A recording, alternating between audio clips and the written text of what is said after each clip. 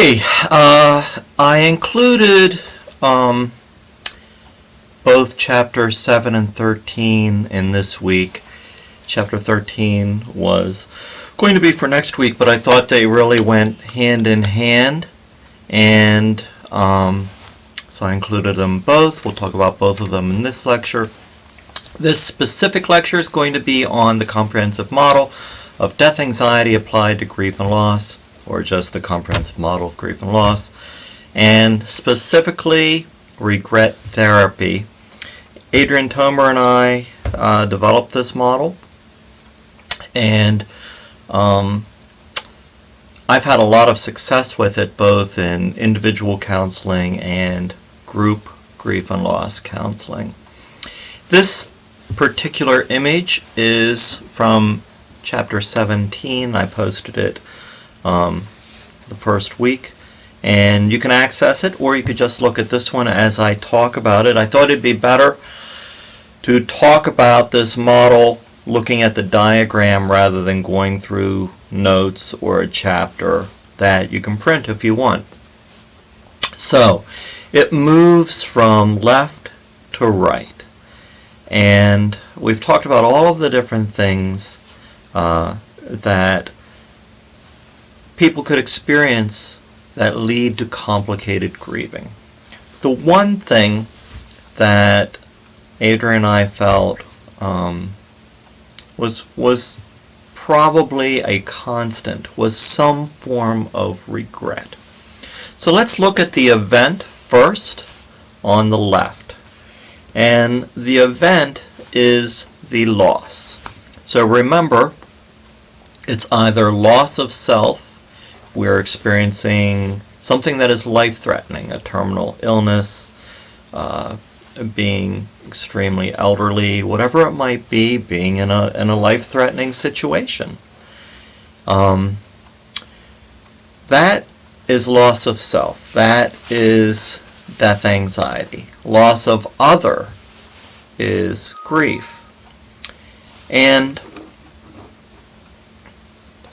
I think that when we talk about loss or loss salience, if you think about salt in water, that's salinity. How much salt is in that water? So there's two types of loss salience.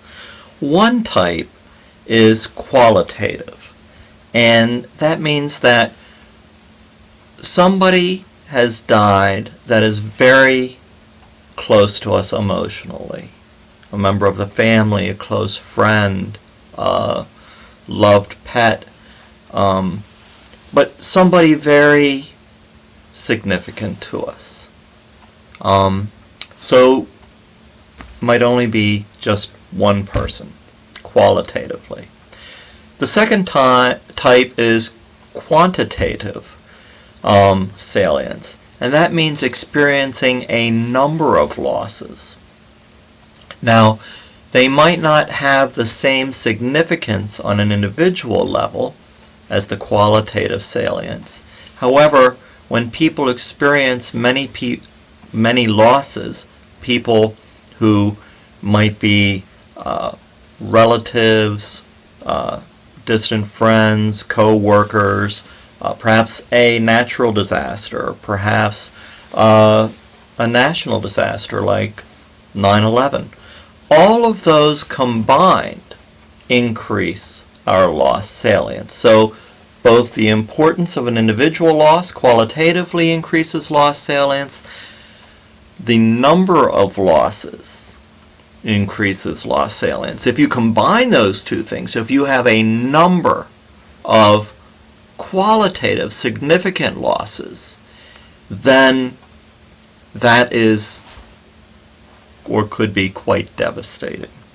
So you've got qualitative, quantitative, or both combined.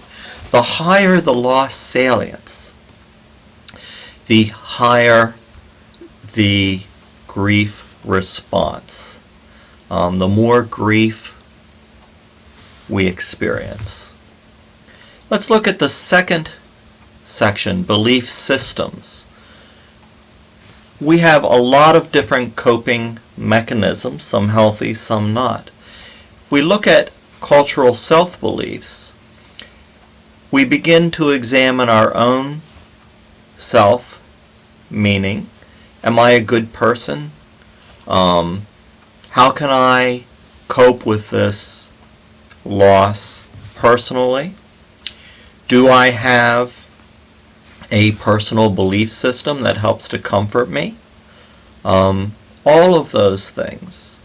And then cultural world beliefs. Do I have some type of, do I belong to a greater belief community?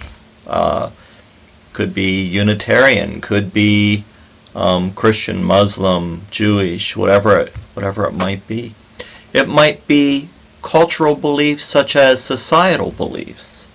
It could be participation in cultural rituals like mourning processes, burial systems, ceremonies. It could be a military ceremony.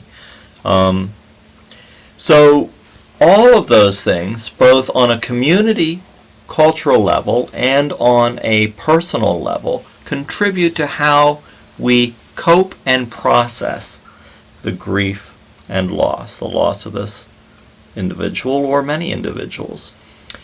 Some coping processes are not healthy. Self-medication,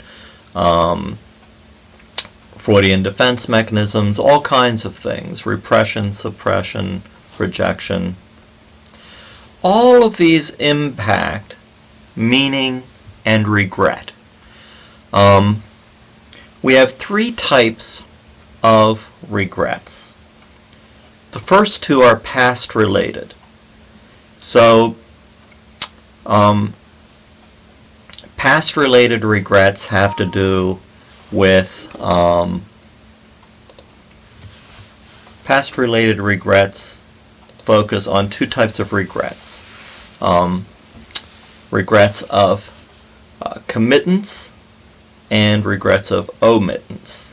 So regrets of committance are things we committed, things that we did, that we wish we hadn't done. I wish I hadn't argued with my significant other before she left the house and was in a car accident. I wish I hadn't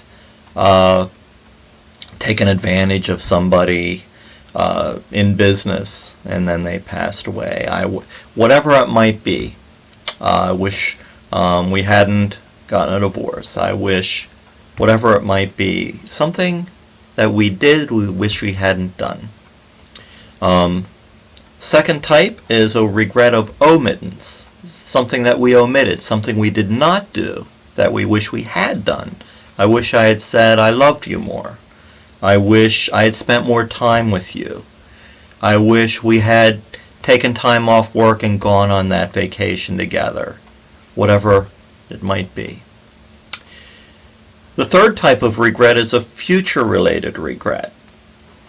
We all plan for our future with that other person or with that group of people. We might plan on celebrating retirement, traveling the world, seeing grandchildren or children, seeing marriages, growing old together. If it was individual death anxiety, it would be regrets of things that I didn't accomplish myself. Maybe I wanted to write a novel, maybe I wanted to do mission work, whatever it might be. Both of those circles of both past-related regrets and future-related regrets, as well as our coping mechanisms, influence our present-related meaning. What is my personal meaning? If I'm living in the past because of regrets, or if I'm focused on what I'm not going to experience in the future because of future-related regrets, I don't have the ability to live fully in the present. That decreases my personal meaning and meaning related to the relationship in the past and a redefined meaning of the relationship in the present and future. All of those things contribute to the grief experience, how we move through that experience, and whether we experience complicated grieving based on regret or not. Because I only have 15 minutes for each lecture, I'm going to make this part 1, the description of the model, and I'm going to record another 15 minutes describing how we actually deal with regrets, grief, and loss therapeutically based on this model. So let me end this video now and just click on part 2, and we'll talk about therapy associated with this model.